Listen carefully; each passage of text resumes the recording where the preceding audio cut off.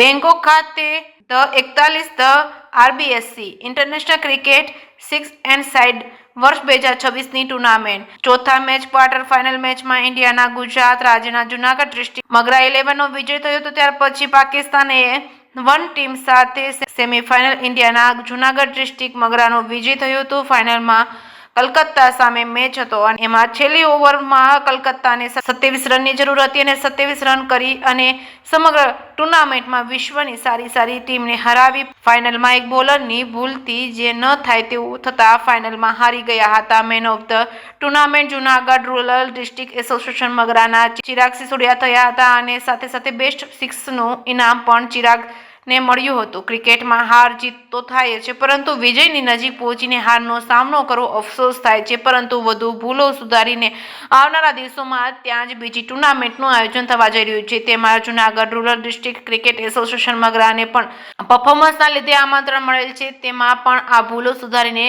આગળ જૂનાગઢ રૂરલ ડિસ્ટ્રિક્ટના પ્રમુખ કિશોરભાઈ કુહાડા, ઉપપ્રમુખ દિલીપભાઈ બારડ, સેક્રેટરી જીતુભાઈ કુહાડા ટીમ સાથે ગયા છે. તમામે આ ખેલાડીઓને શુભકામના આપવામાં આવી હતી અને ખેલાડીઓને પાર્ટી પણ આપવામાં આવી હતી. જે કે સિંહ ગુજરાતી સાથે મહેશ વાજા, સોમનાથ.